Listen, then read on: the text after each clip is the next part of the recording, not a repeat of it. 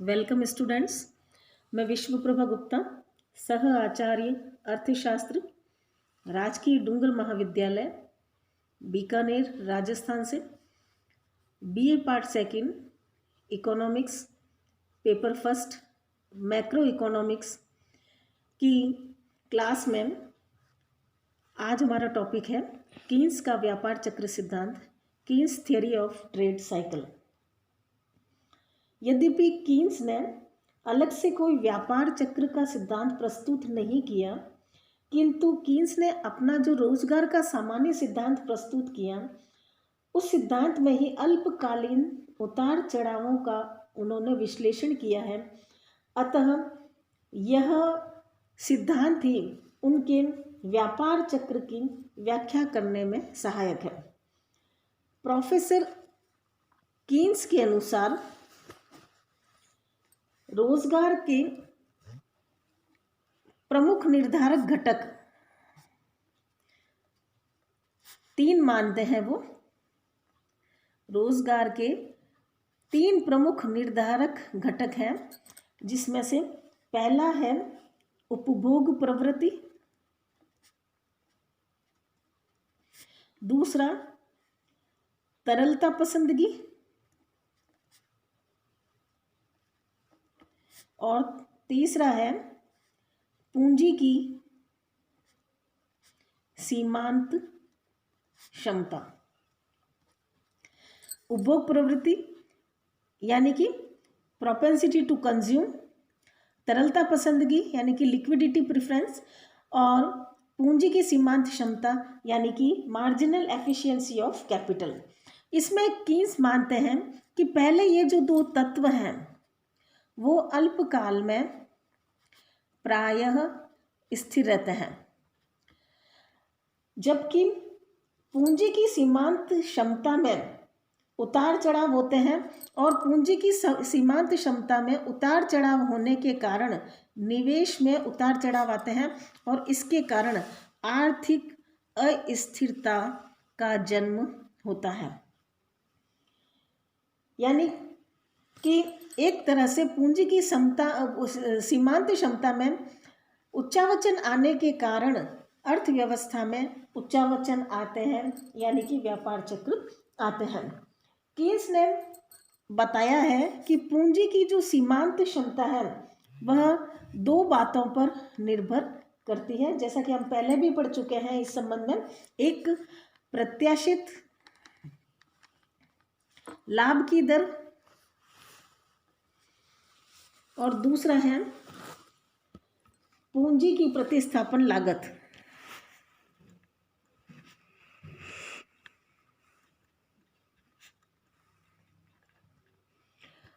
चूंकि पूंजी पर प्रत्याशित लाभ की जो दर है वह प्रत्याशित है, यानी कि भावी आशाओं पर आधारित है, उन पर निर्भर करती है। अतः एक तरह से इसमें उन्होंने साइकोलॉजिकल एलिमेंट को भी शामिल कर लिया है, यानी कि मनोवैज्ञानिक तत्व को भी उन्होंने शामिल कर लिया है, उसको भी उन्होंने प्रधानता दी है। कीन्स के अनुसार अर्थव्यवस्था में अगर marginal efficiency of capital is greater than rate of interest, यानी कि मार्जिनल एफिशिएंसी ऑफ कैपिटल ब्याज दर की तुलना में अधिक है, तो इसका मतलब ये हुआ कि जो पूंजी हम इन्वेस्टमेंट में लगा रहे हैं उससे हमको रिटर्न अच्छा मिल रहा है। तो ऐसी स्थिति में यह होगा कि इन्वेस्टमेंट बढ़ जाएंगे, और इन्वेस्टमेंट बढ़ जाएगा साथ ही मल्टीप्लायर शुरू हो जाएगा। तो इन्वेस्टमेंट के बढ़ने से प्रोडक्शन बढ़ेगा, एम्प्लॉयमेंट बढ़ेगा, इनकम बढ़ेगी,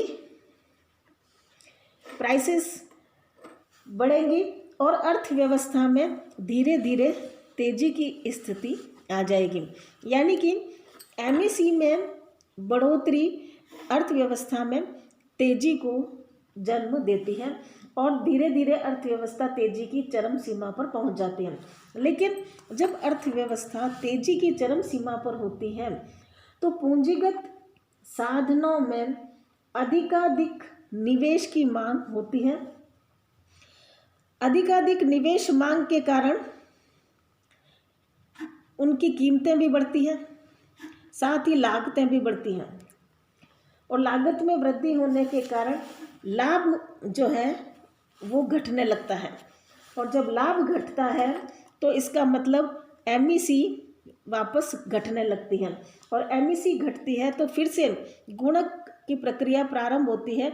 इन्वेस्टमेंट कम होता है, एम्प्लॉयमेंट कम होता है, प्रोडक्शन कम होता है, इनकम कम होती है और धीरे धीरे अर्थव्यवस्था रिसेशन की स्थिति में आ जाती है और ये चक्र चलते चलते अंततः अर्थव्यवस्था मंदी के दौर में आने लगती है। अब जब अर्थव्यवस्था पूर्णतः मंदी के गर्त में चली जाती है तो उसके बाद अर्थव्यवस्था के पुनरुत्थान हेतु, अर्थव्यवस्था की रिकवरी करने हेतु आवश्यक है कि एमईसी में वृद्धि की जाए। लेकिन कीन्स कहते हैं कि उस समय तत्काल एमईसी को बढ़ाना संभव नहीं हो पाता। अतः ऐसी स्थिति में कीन्स कहते हैं कि सरकारी निवेश तथा सार्वजनिक व्यय ये होना चाहिए, यानी कि सरकार के द्वारा आगे होकर निवेश करना चाहिए और सरकार के द्वारा व्यय करना चाहिए ताकि लोगों के हाथों में पैसा है। साथ ही मौद्रिक नीति क्रियान्वित कर उसके अंतर्गत रेट ऑफ इंटरेस्ट को कम करके इन्वेस्टमेंट को बढ़ाने की चेष्टा सरकार के द्वारा की जानी चाहिए। तब अर्थव्यवस्था को मंदी के गर्त से निकाला जा सकता है और अर्थव्यवस्था पुनरुत्थान की स्थिति में आ जाती है। तो कीन्स ने इस तरह से अपने व्यापार चक्र के जो से संबंधित जो विचार थे वो व्यक्त किए और ये बताया कि एमईसी में परिवर्तनों के कारण अर्थव्यवस्था में आर्थिक स्थिरता का जन्म होता है और धीरे धीरे व्यापार चक्र जन्म लेने लगते हैं।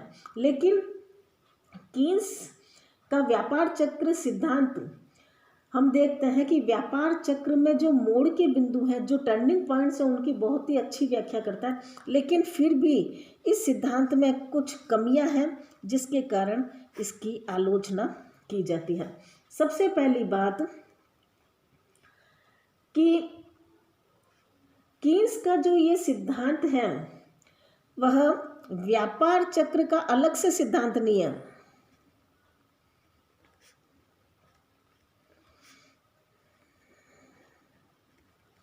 यानी कि कीन्स ने अलग से व्यापार चक्र का कोई सिद्धांत प्रस्तुत नहीं किया है, बल्कि उन्होंने अपने रोजगार सिद्धांत में जो विचार व्यक्त किए हैं उन्हीं को इस सिद्धांत के रूप में व्यक्त किया गया है। दूसरी बात, पूंजी की सीमांत क्षमता में कमी वृद्धि जो है यह व्यापार चक्र का प्रमुख कारण मानी गई है। लेकिन आलोचक कहते हैं कि व्यापार चक्रों के लिए केवल यही तत्व जिम्मेदार नहीं है, अन्य कई तत्व हैं जो व्यापार चक्र को जन्म देने में सहायक होते हैं। तीसरा, स्वतंत्र व्यापार नीति के जो समर्थक हैं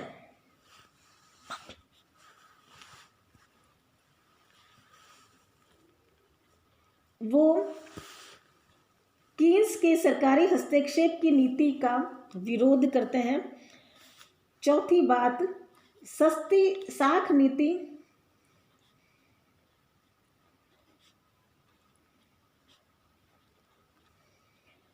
सदैव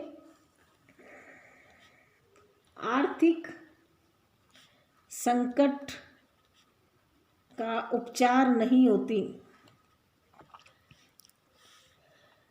यानी कि कीन्स ने यह मान लिया है कि अगर आर्थिक संकट आ जाए, अर्थव्यवस्था में मंदी की स्थिति आ जाए तो सरकार को सस्ती साख नीति अपना लेनी चाहिए और इस तरह से जो है अर्थव्यवस्था को उस गर्त से निकाला जा सकता है। लेकिन हमेशा ये बात जो है सही साबित नहीं होती है।